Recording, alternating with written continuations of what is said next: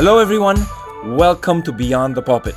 We know that the reality is that there's only so much time we have during our church services, but there's always more to talk about. That's why we're taking the conversation beyond the pulpit. This is where we dive deeper into conversations we wish we had more time for. This is Paolo Punzalan, and together with our pastors from Victory BGC, we're excited to talk about faith, life, church, and the questions that matter to you. Join us every first and third Wednesday of the month for a new episode.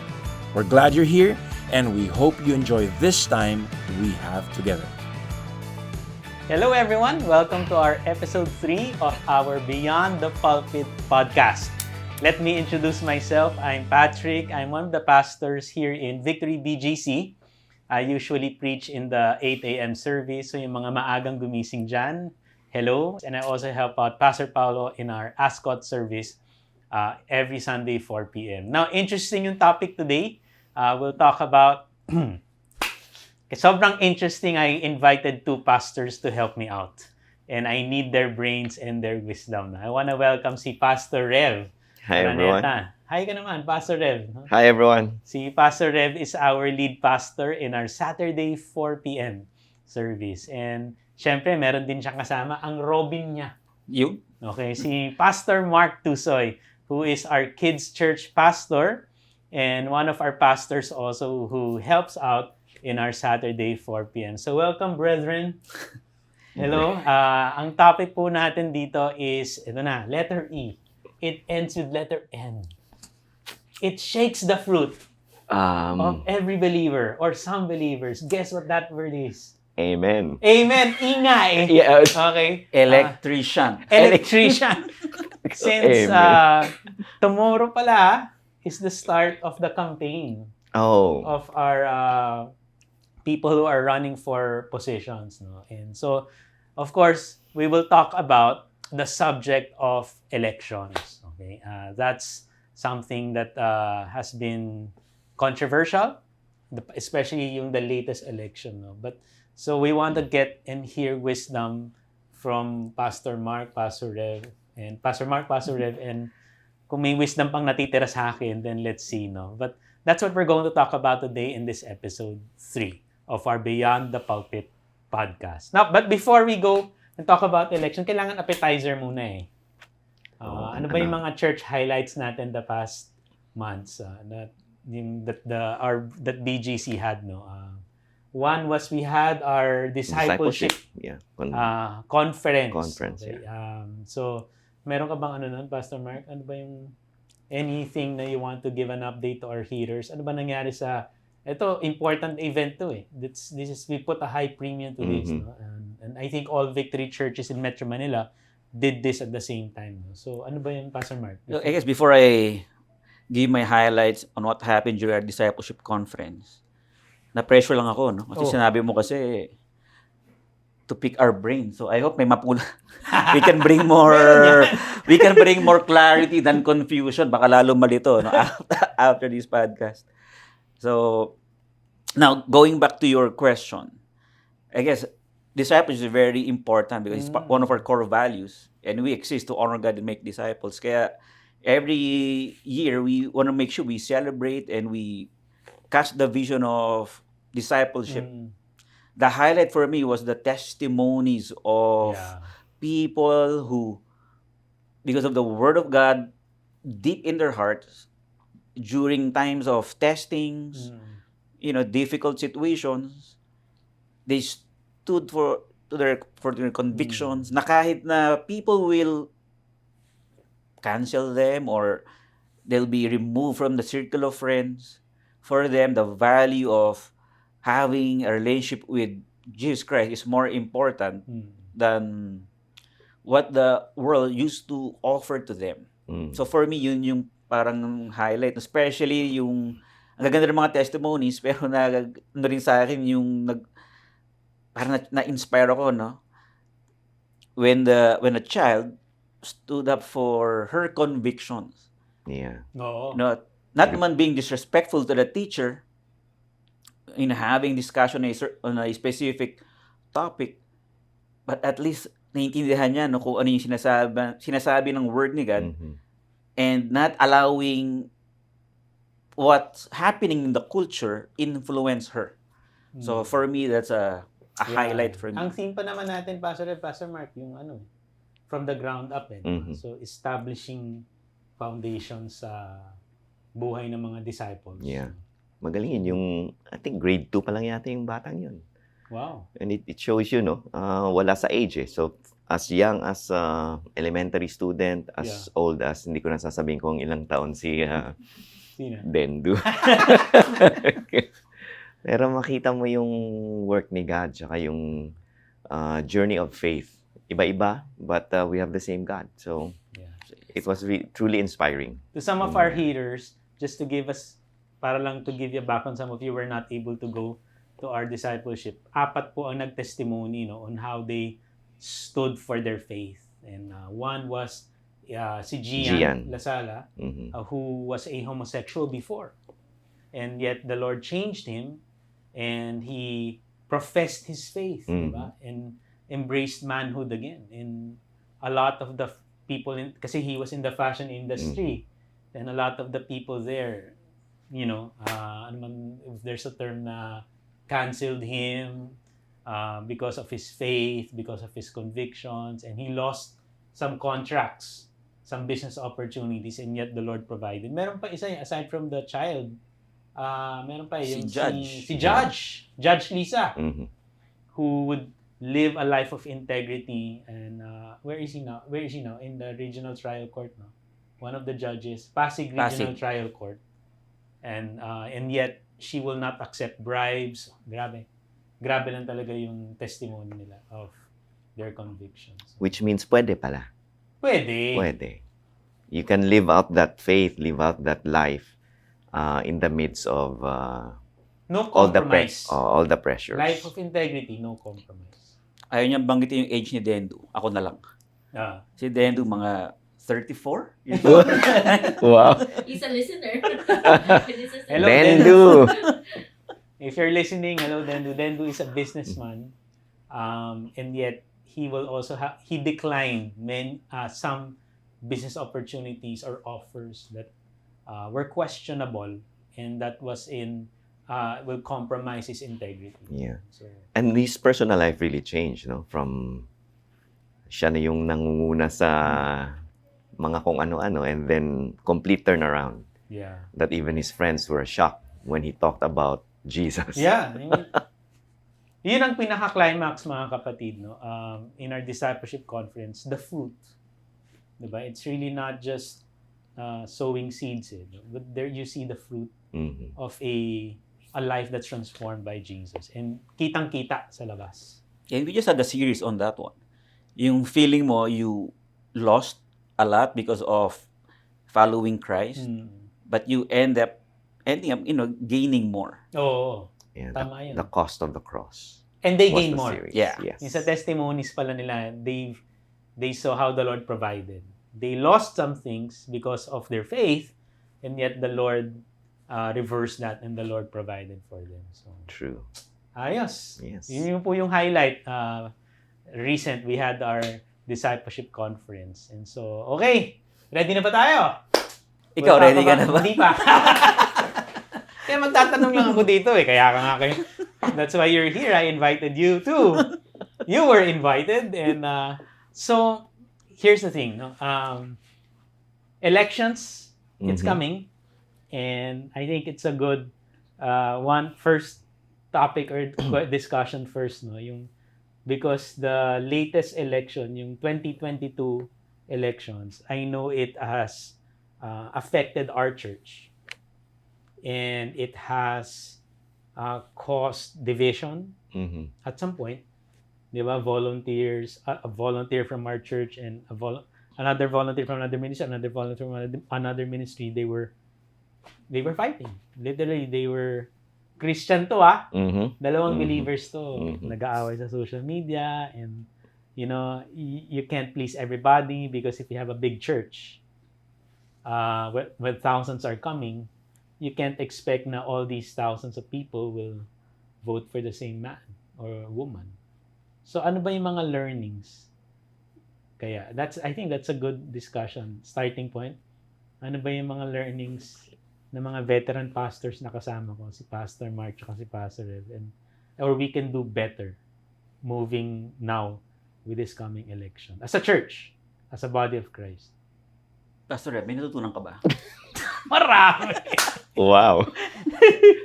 Ako pa talaga yung tinanong mo. Well, that's true, ano? It was a sad picture yung nangyari last time. And I think personally, I have friends who were supporting either side. Yung mga ganon, may mga dito sa partidong ito, dito sa kabilang partido. And personally, ang sa akin siguro yung learning ko is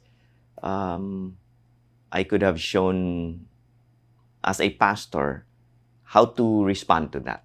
No, parang naisip ko nga, what if kung ginawa kaya natin na as pastors, hindi naman kasi kahit tayo dito sa Victory BGC, kahit tayo mga pastor, iba-iba tayo ng mga sinuportahan. Yeah. Sino ba binoto? Diba?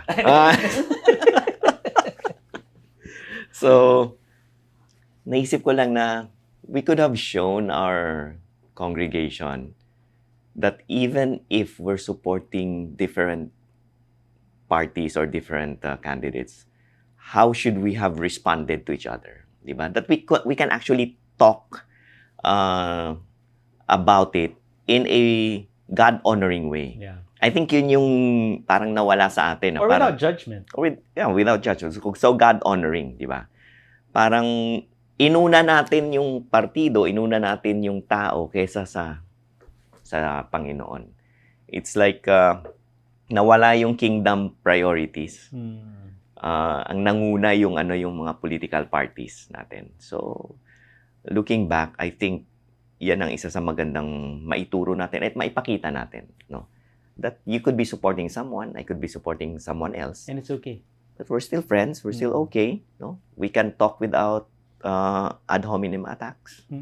Yung mga ganon, we can talk about issues, and even if that on a certain issue you have a different view, I have a different view, then we can just also respect each other, that we can trust that God is still at work in us, even if you have a different view in that issue.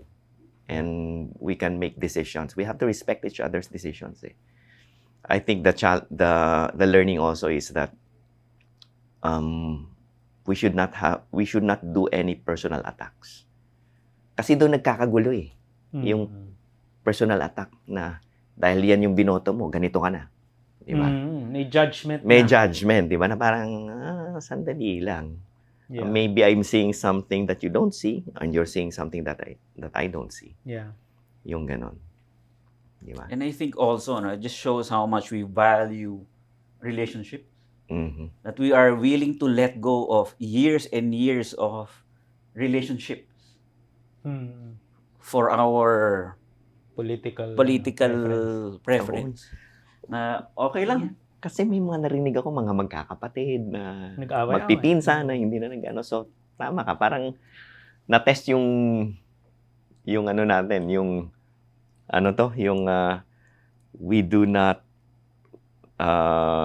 we don't have disposable relationships. We want, covenant relationships. Tapos election. Sorry, so, election. anong klaseng relationship? Naging disposable. Naging disposable. Relationship. Yeah. So, it shows just again the maturity we have now. Sometimes we think, because we know a lot of what the Bible says, we are mature already. But things like this happen sometimes to natitest yung natin, how we respond to the situation. And I think halos it took months of conversing with people, talking individually, helping them. Until now, we are still talking about, learning from what happened from the previous election. Kasi nga talagang hindi lang nagkaroon ng lamot yung relationship, na torn yung relationship. Imagine mo, even families. Mm. You are willing to cut off relationship with your family because of political preference.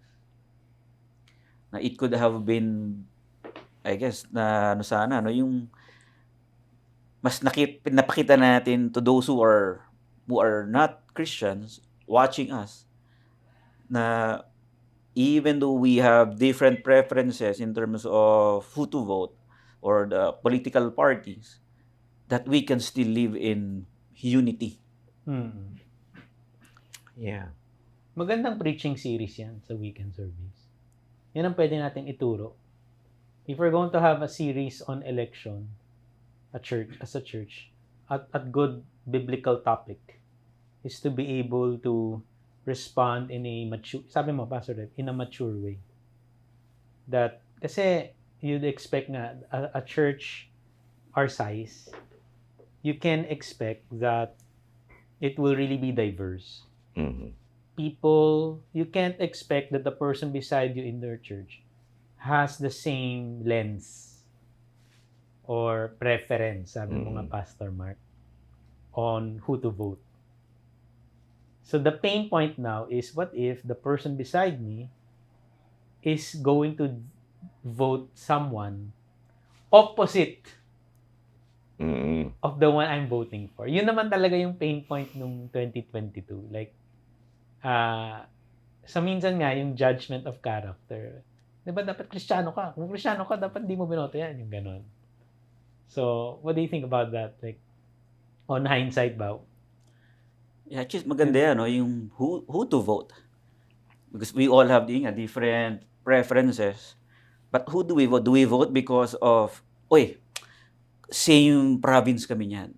Or, Kamag-anak. Kababata ko yan? Kamag-anak, kaibigan. Kaibigan ko yan. Or, kilala ko siya pero hindi niya ako kilala. Di ba?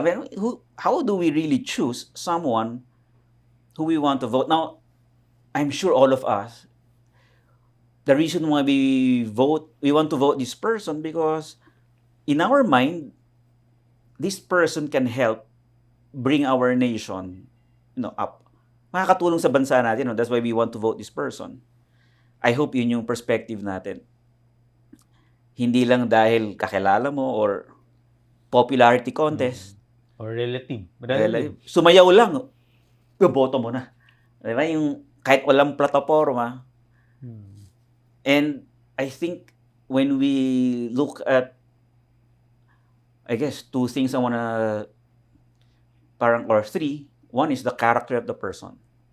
Does this person have a good moral compass? Yung someone who will not be just there to serve or to run because of personal gain, but someone who really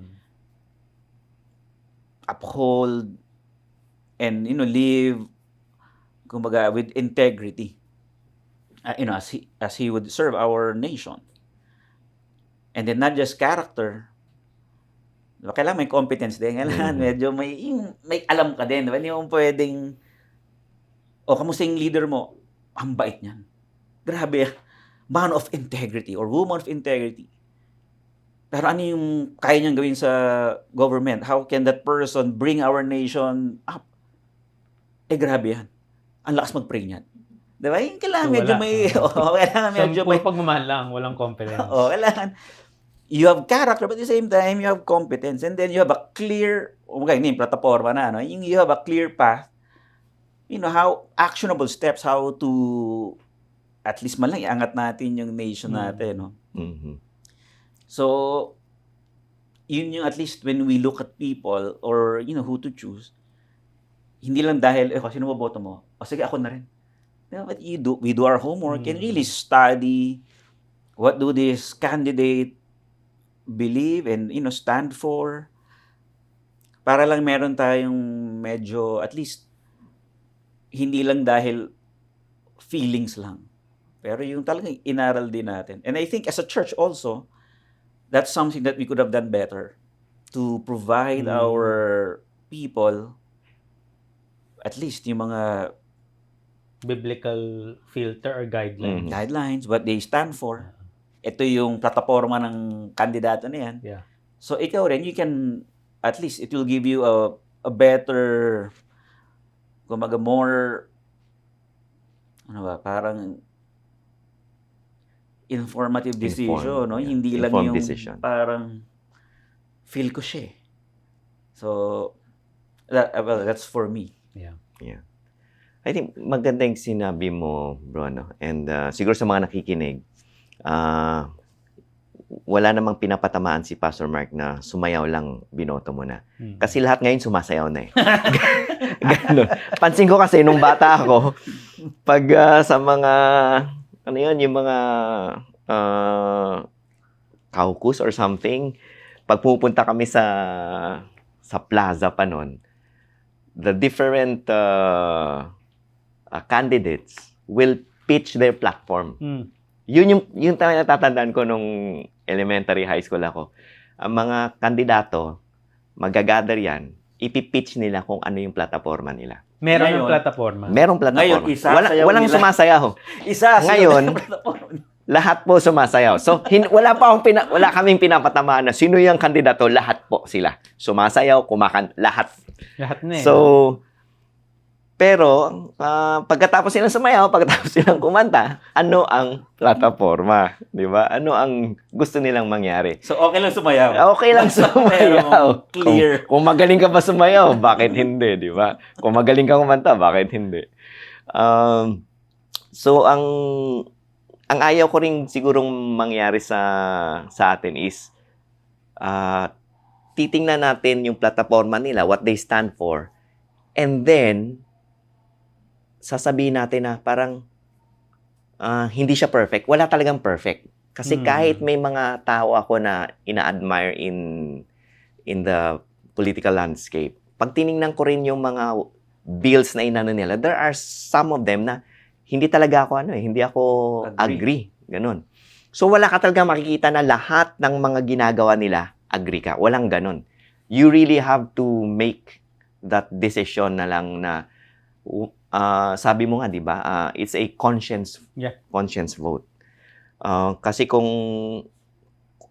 una, hindi lahat ng mga politicians natin are believers in Christ. They're not all of them are followers of Jesus.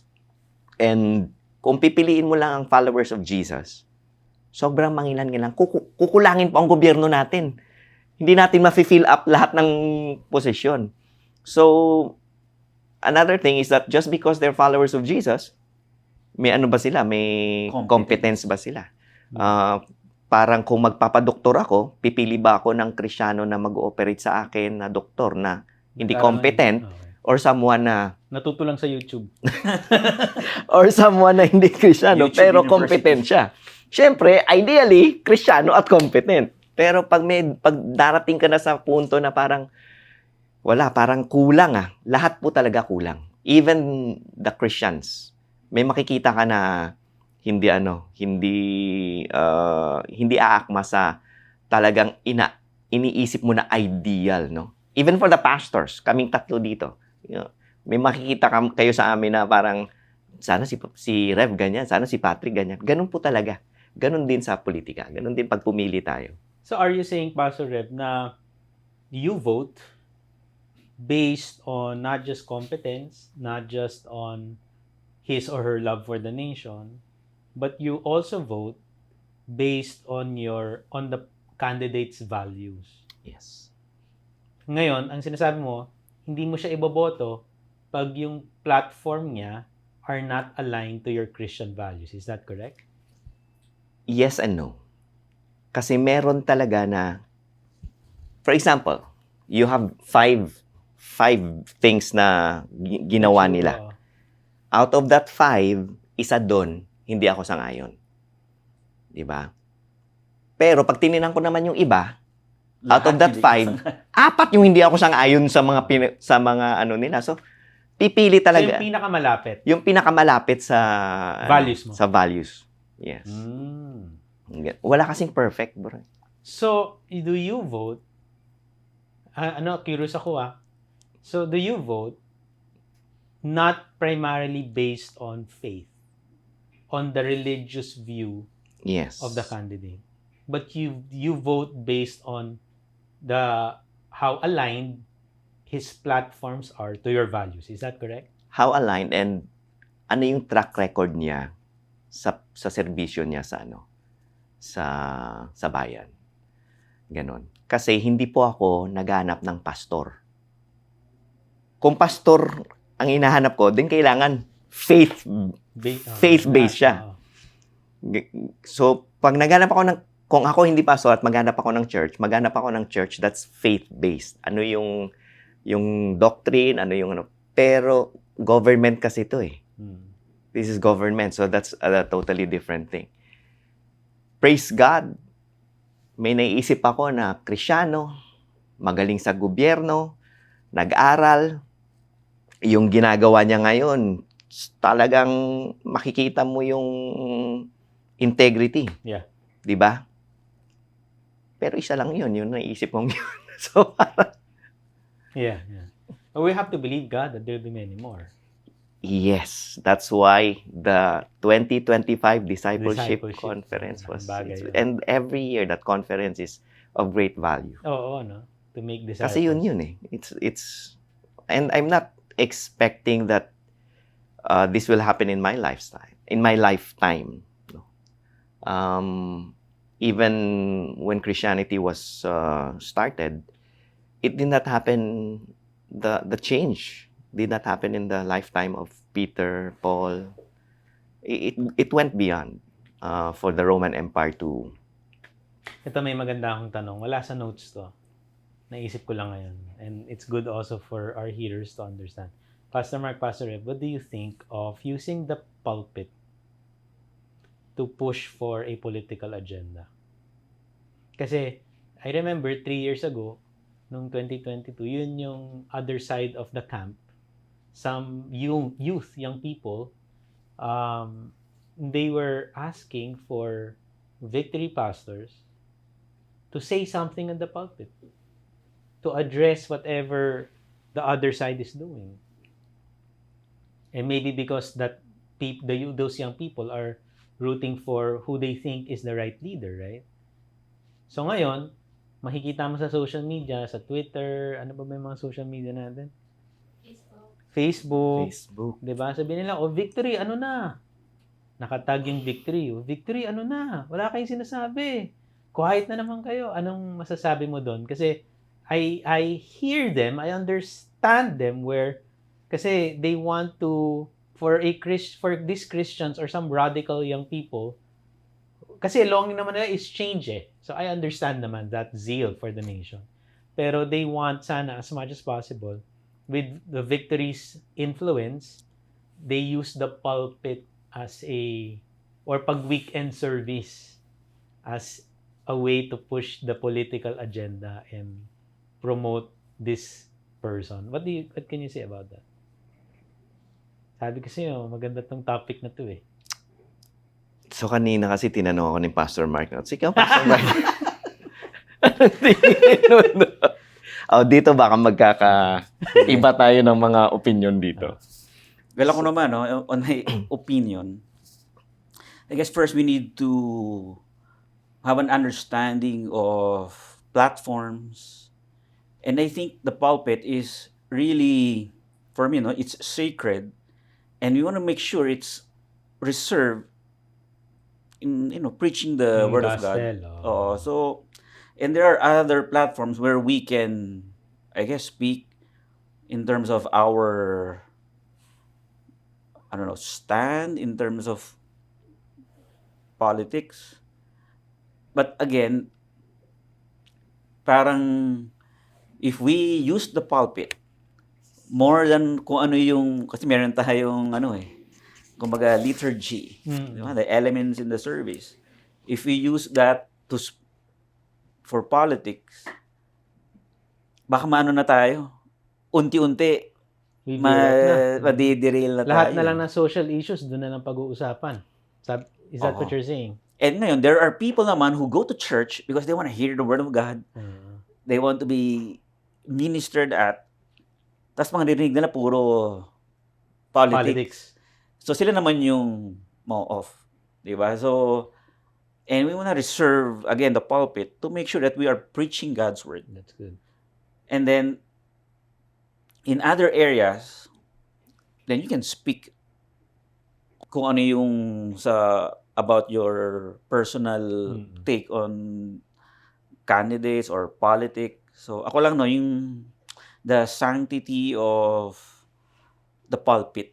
So, making sure that we reserve that for preaching the word of God. Yeah. So, and mahirap din kasi, no, yung when you speak, and then, ito yung stand mo. Let's say, kahit sabihin mo, I'm not speaking for victory. This is my personal stand. But because of the influence that you have as a pastor, ang hirap niyan tanggalin sa i-separate ka sa victory. Kasi, yun yung platform na meron ka eh. Kahit sabihin mo pang, I'm not speaking for victory. Pero, wala, hindi mo mahiwalay. Oo. And people who come to church, some are from families running for this party. And another one running for this party. And then you'll be caught in between the crossfire, no? Kanino ka ba? Dito ka ba o dito? So ako, sabihin ko yung stand ko. And ngayon, sabihin ko na rin kung ano ba talaga yung stand ko. My allegiance is to God. Not to any specific, political party. My allegiance is to God. Diba? Yung, parang yung sa Bible, yung tinanong, kung are you for us or against commander us? Ni Joshua. Oo. Neither. So I guess when we have that kind of perspective, para we can minister to all the political parties who attend our church. That's interesting. Galing, no? Tatanong lang ako, no? Galing. Kaya yung sumasagot, no? Galing. Mamaya, careful ako sumagot eh. Mamaya, sagot ka. Pastor Rev, what do you think? Well, I agree with Pastor Mark that the pulpit should be about the Word of God. And you can do another extra mile siguro if you have like a town hall.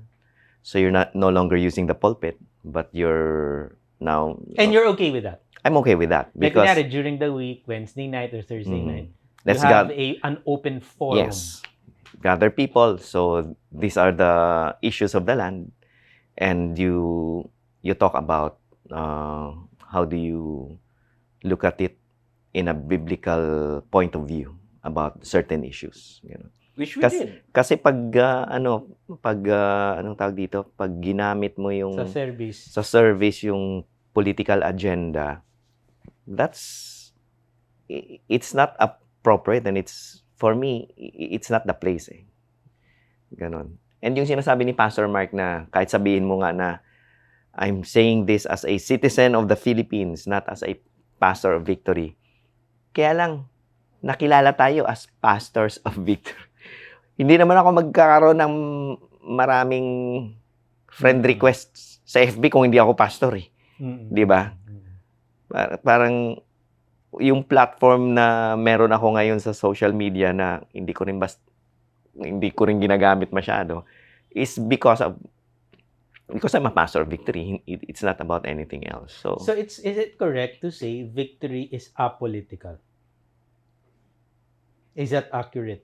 A church member will say, or I think the organization, yes. Or even kasi in the service we don't say anything. Yes, but we do say something about when it's already in a biblical perspective. We do say something about that. Parang ganito. Dati naman, well, at least atin, I think, hindi pa. Diba? Sa US, ganun na eh. So, sa atin, hindi pa political yung abortion. But we already say, bago pa lang ako sa Victory, naririnig ko na yung sanctity of life. And we always say na, the child in the womb, the baby in the womb is precious in the sight of God. So, sinasabi na natin.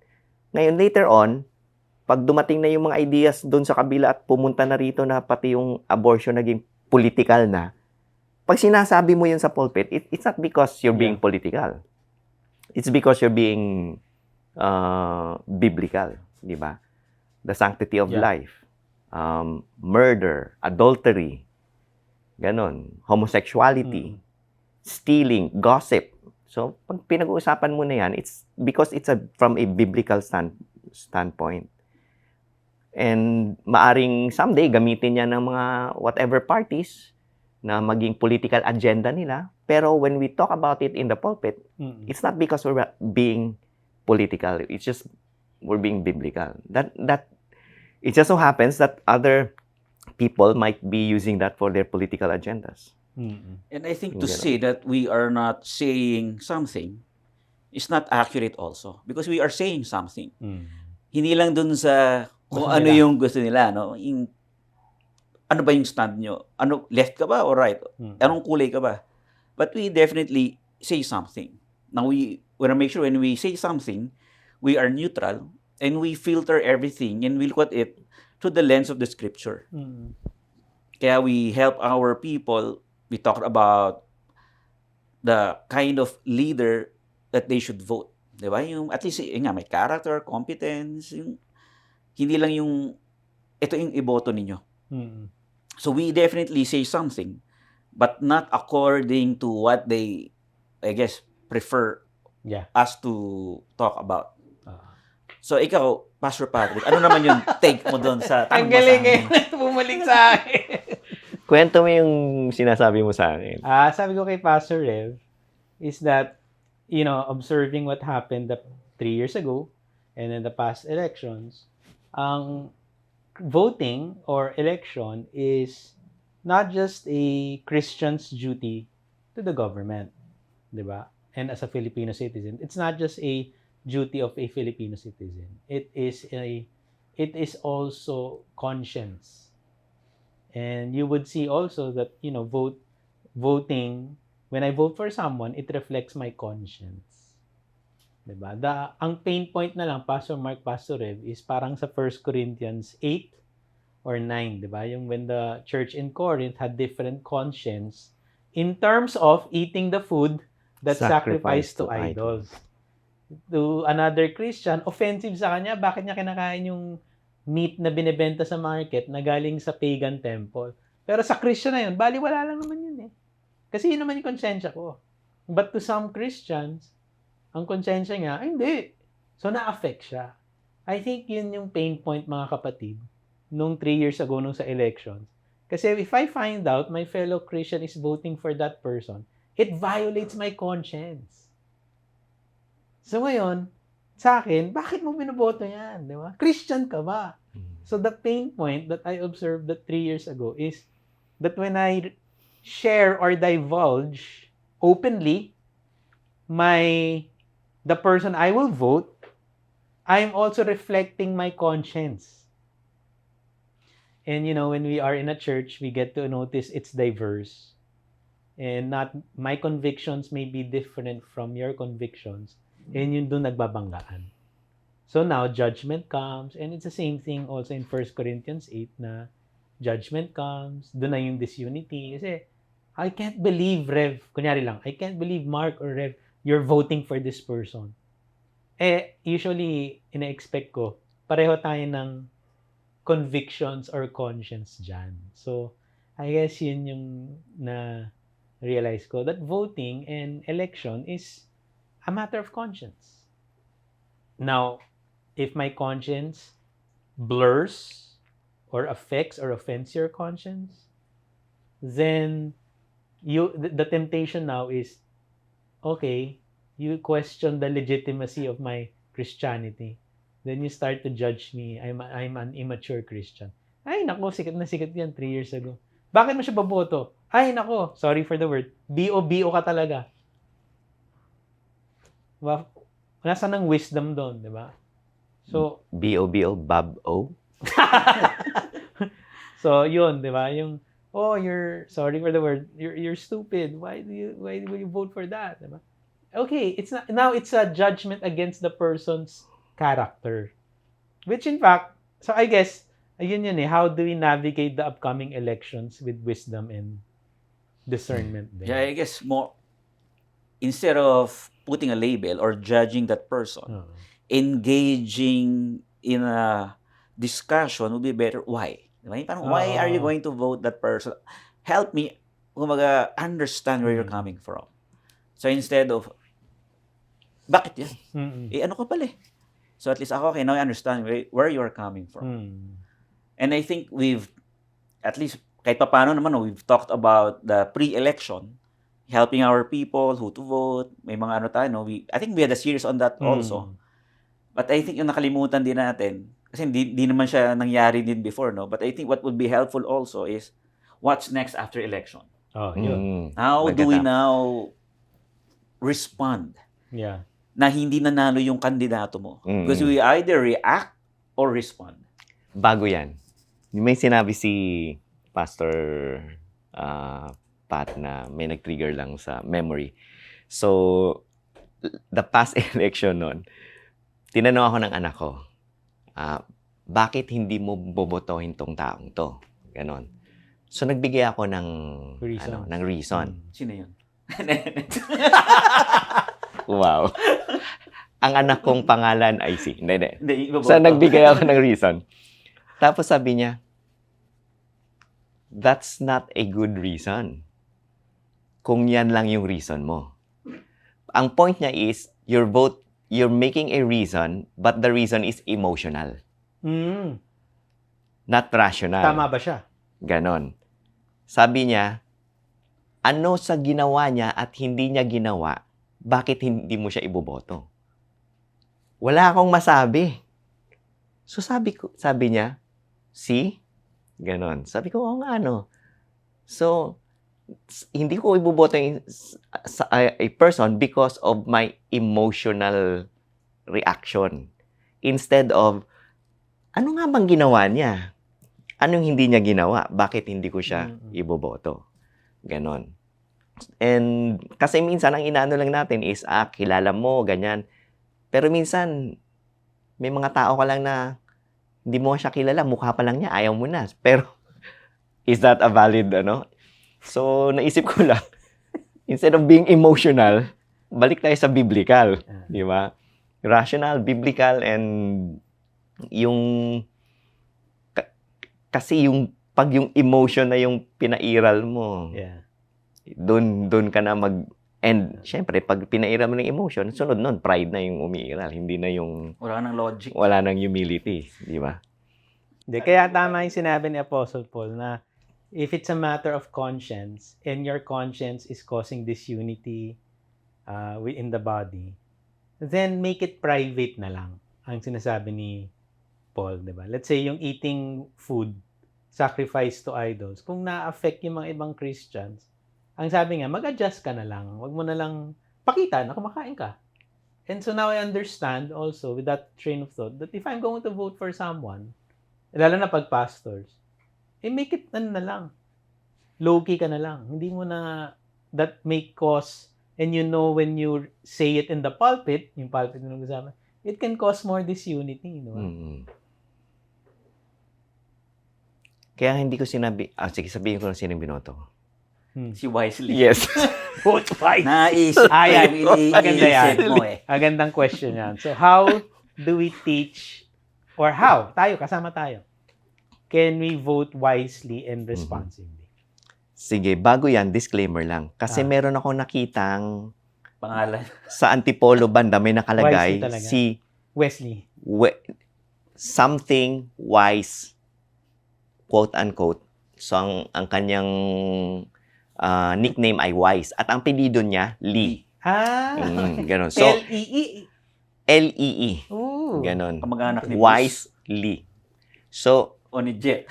Talking about voting wisely, hindi po namin ini-endorse kung sino mang kandidatong yun na si Wisely. And, well, I think nasabi na natin yung preparation, yung research.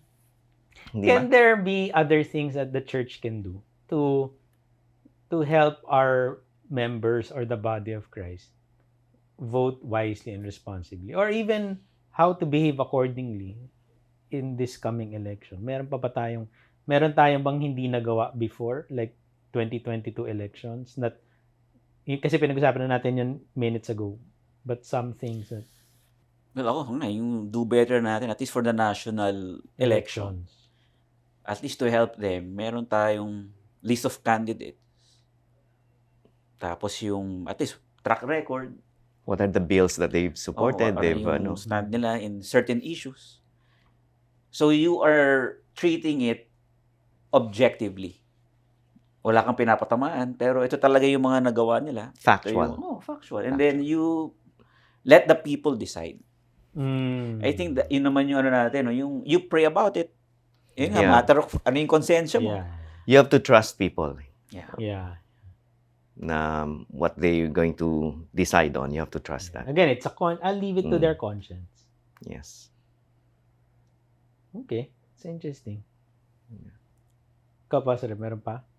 Well, sa tingin mo, mas marami pa mag-aaway na volunteers sa church natin? Sa tingin ko ngayon, hindi Or na. sa 2028 na? Well, I don't think so. Yeah. Ganon. Kasi sinasabi ko rin sa pulpit na malapit na yung season na yun. Oo. So, hopefully, no, parang ginano ko rin. I'm not saying any political agenda, pero nire-remind ko lang yung congregation na we're brothers and sisters. Hopefully, after the season, pagbalik natin dito sa church, katabi mo pa rin yung katabi mo kahit iba kayo ng binoto. Years of relationships, ang dami yun ang pinagdaanan. Ups and downs. Tapos 6 years na term. That is yung sa national. Yung sa national, okay. Kinalimutan mo tong years of relationship. Diba? Yeah. So I think nga, kung makita natin, kung talagang nag-grow tayo as a church, and I think yung sasabi ko kanina, yung what are we going to do next? Election is finished. The person who got elected is not the one who you prefer. Anong gagawin mo ngayon? Honor God and make disciples. Diba? So, tuloy, madali sabihin. Yes. Pero pag nandun ka na, kasi pag nanalo yung kandidato mo, honor God, make disciples. Pero pag hindi nanalo, yun nga, are you going to respond or are you going to react? Kasi those are two different words. Respond is like, so I guess, a good illustration is medicine. Pag may sakit ka, minom ka ng medicine, parang si Pastor Paulo, ngayon masama yung pakiramdam. Pag uminom siya ng gamot, and the doctor say, your body is reacting. Ibig sabihin, rinireject niya yung medicine. So it's a negative thing. Pag sinabi naman ng doctor, good news, your body is responding. So it's positive. So, same situation, we either respond or react. And I think the Bible also has given us enough examples, because when the church during the time in Acts, they were under the Roman rule, and yet they were instructed to pray for them na you don't need to isolate yourself. Lipat na ako, punta na ako sa ibang bansa. Hindi ko gusto yung namumuno ngayon. But we can still continue to be as light and salt to the nation. Yes. And just pray whoever the one is leading. Ako for me, yung allowing ourselves to respond to the situation and not react. You still have to respond in faith. Yes. But whatever is the outcome of the elections, as a believer, diba? God is in control. Even that, God is sovereign. Naging ano na yan. Na-abuse din yun. Diba? Sinabi ng mga tao, lagi yung sinasabi, pero yun talaga si God eh. Sa totoo naman. Diba? Totoo naman talaga. Alam ko na yan, God is sovereign. Yun lang alam yung sabihin. Yun talaga si God eh. Diba? So, actually. And I think when people are hurt, mas ano talaga, konting kalabit mo lang talagang natitrigger. Even your intentions are good. But because of the hurt, yun yung parang labas nila. And I think those who were not really affected by the election, yun na lang yung parang have that posture na lang of generosity, of understanding those who have been badly affected by what happened. Kumbaga, ikaw na lang yung medyo mag-ano ka na lang. Diba? Sige, intindihin mo na lang. Yeah. And ayun, allow God to minister to that person also. Yeah, it's easy to say not to move in fear and hurt. Kasi yun naman yung dalawang yun eh. When you're hurt and when you're in pain. Lalo pag hindi nanalo candidate. You will not be able to, you will not be able to be the best version of who God created you to be when you're in pain and when you're fearful. So for those na in a good place, then tama ka, let's be the ones to bring forth understanding and care whether your candidate won or not. Kasi marami rin naman akong kilala na hindi nanalo yung kandidato, pero maganda rin naman yung response nila. Meron din ako mga kilala na nanalo yung kandidato nila. At maayos pa rin naman yung response nila. Hindi sila yung, blah, blah, blah, blah. Di ba? Paano? I think as believers, as followers of Christ, kailangan manaig talaga yung kaluwalhatian ng Panginoon sa atin. It's the glory of God more than anything else. And there will be times na malilimutan natin yon because of hurt and fear. And we need others to help us get back on track. Whether your candidate won and your response is gloating, you need someone to get you back in track na that does not honor God. Or your candidate lost and your response is depression, complaining. You need someone to help you get back on track. That depression and complaining and fear does not honor God. No, does not glorify God. So, and God will send people naman na gano'n. And ako, it's every election is important. Kaya nga natin ginagawa yan. And, pero, marami na ring election dumaan and ganun ba? Ang katotohanan pa rin is sovereign si God. Yeah. Akala ko ganun pa rin bansa natin. Maraming election ang dumaan at, sovereign pa rin si God na lumalaganap pa rin yung katotohanan ng Ebanghelyo and the kingdom of God is still advancing, whether that's whoever the president is, no, or the mayor or congressman or governor, no. It's not an excuse not to choose with wisdom, but I'm just putting hope sa people na you vote whom you want to vote for. You've looked up their facts. You've prayed about it, and God will move. Yeah. Ano man ang mangyari. God is sovereign. We want freedom, and it's just only Jesus can bring that freedom. Ganun. Naalala ko lang, I was in a libing, no, ng isang kakilala ko na, alam mo yun, yung let's make baka. Don't be takot. Ganun. And sinabi ko lang doon, so, activist, and I think more than an activist. Okay. Ganun. And then, binasa ko lang yung isang poem.